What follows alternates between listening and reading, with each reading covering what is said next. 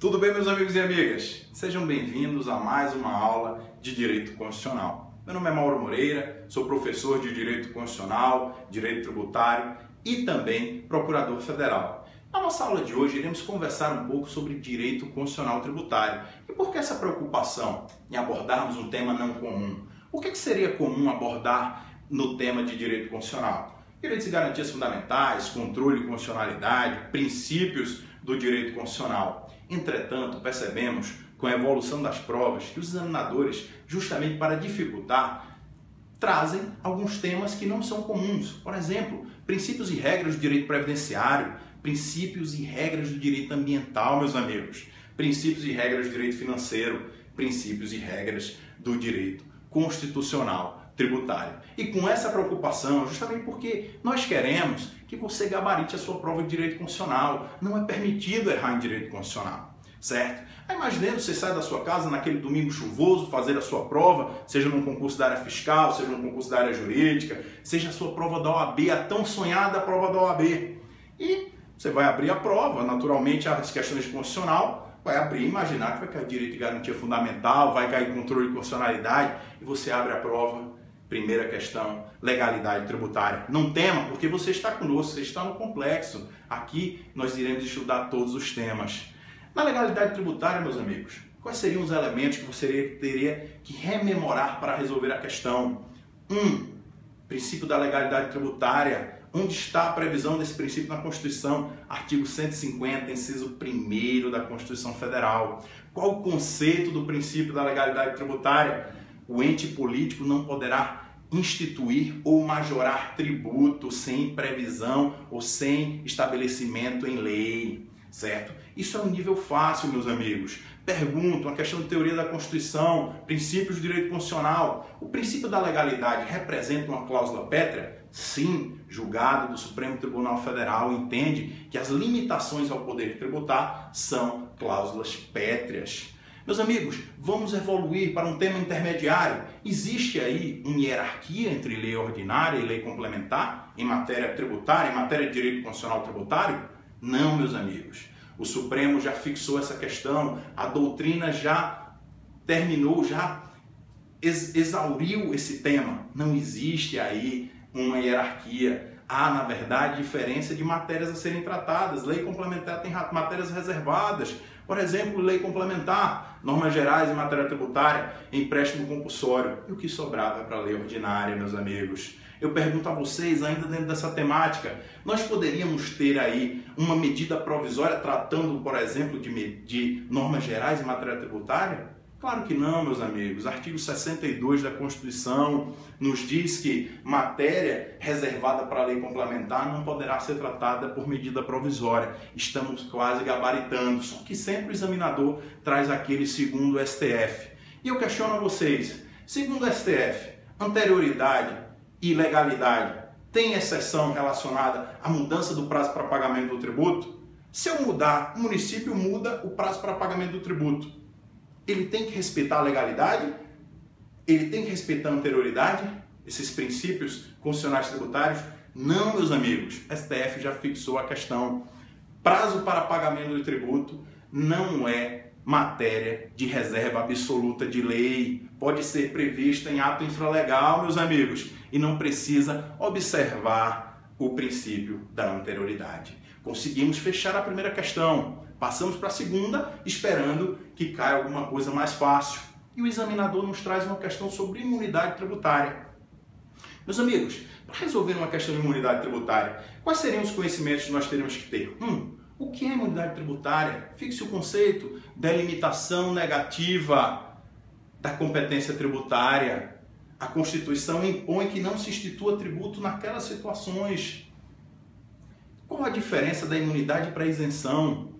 Imunidade tem sede constitucional, a isenção é uma dispensa legal, a imunidade é uma regra dirigida ao legislador, a isenção é uma regra dirigida à autoridade administrativa.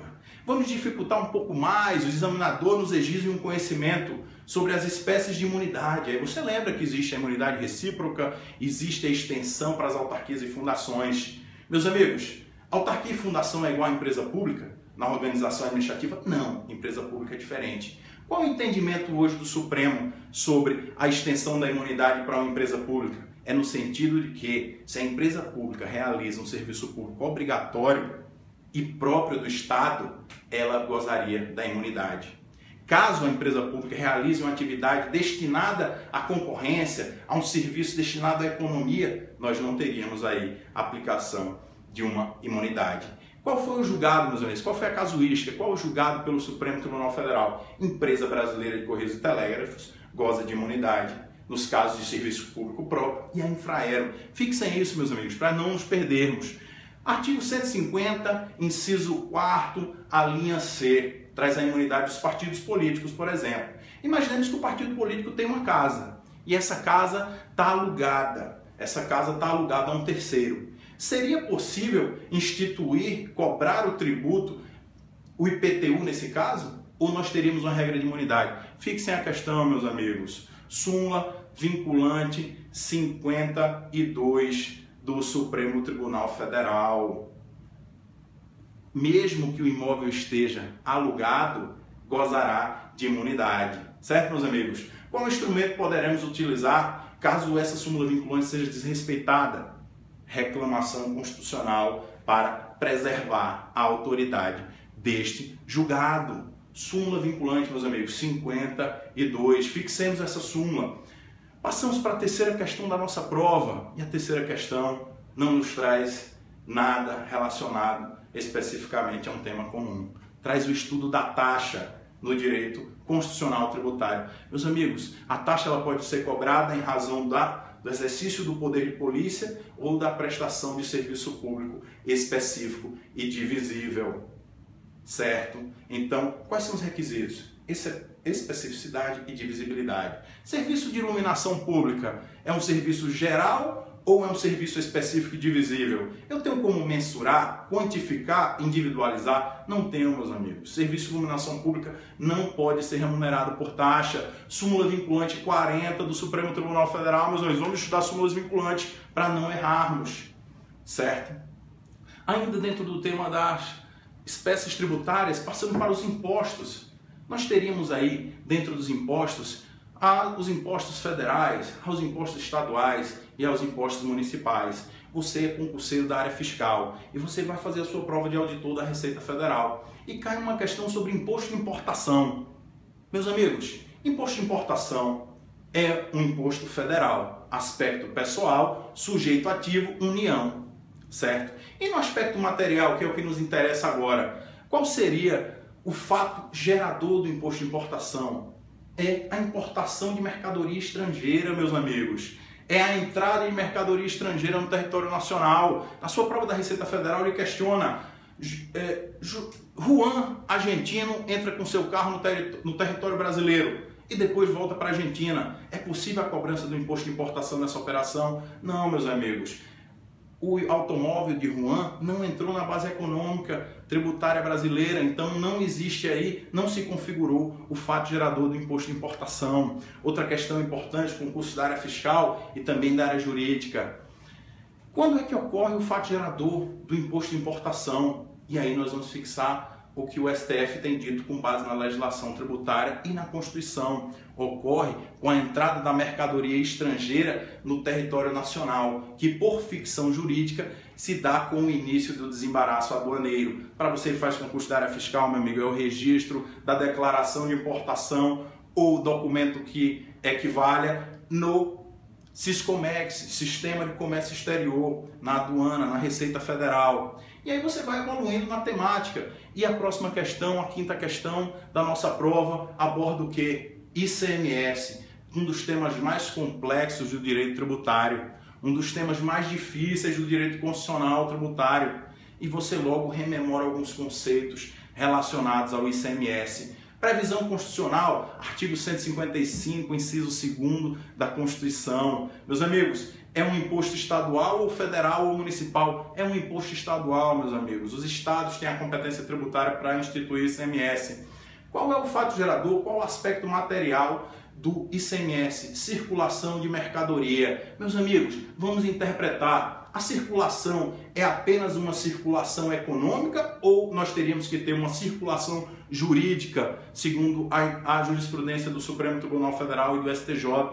Meus amigos, fixem, a circulação tem que ser também jurídica, tem que ter transferência de titularidade jurídica. Súmula 166, meu amigo, não pode esquecer, vai cair na sua prova. Súmula 166 nos diz o quê? Diz que a transferência do estabelecimento A para o B do mesmo proprietário não seria aí fato gerador do ICMS. Por quê? Nós temos que ter a circulação jurídica, a transferência de titularidade. Questão recentíssima, súmula vinculante 32, meus amigos, salvados de sinistro, a sua prova de auditor da Fazenda Estadual ou de procurador do Estado, a sua prova de segunda fase da OAB vai questionar vocês. Incide ICMS na transferência de salvados de sinistro? E eu vou dizer a vocês, temos que dividir essa operação. O que é a operação relacionada ao salvado de sinistro? Nós temos uma seguradora. Imaginemos que ocorre um acidente, você bate seu carro e dali você tem a carcaça dele, o salvado de sinistro. Nós teríamos duas operações, a entrega desse carro para a seguradora e a posterior alienação dessa lata velha. A primeira operação tem uma previsão de não incidência na lei complementar do ICMS, lei complementar 87, certo? Isso aqui nunca teve problema. O problema é na segunda operação, quando a seguradora transfere esse bem, nós teríamos aí a incidência do ICMS, ocorreria a circulação jurídica de uma mercadoria. É mercadoria, meus amigos? Há ali uma atividade de mercancia? Não. Nessa segunda operação, o Supremo Tribunal Federal entende que, meus amigos, aquilo faz parte da operação do seguro. O carro é batido, é entregue à seguradora e a seguradora posteriormente o aliena para recuperar um dinheiro. Então não seria uma operação individualizada, uma operação mercantil. Seria, na verdade, uma operação dentro da operação do seguro. Então, meus amigos, súmula vinculante 32 do STF não incide ICMS sobre salvados de sinistros. Meus amigos, eu sei que em breve síntese conseguimos abordar muitos temas, mas é essa a nossa intenção. Muito obrigado. Estou de coração aberto, muito feliz de ter essa oportunidade de estar aqui falando com vocês. E iremos falar muito mais sobre direito constitucional. Muito obrigado, meus amigos. Um forte abraço a todos.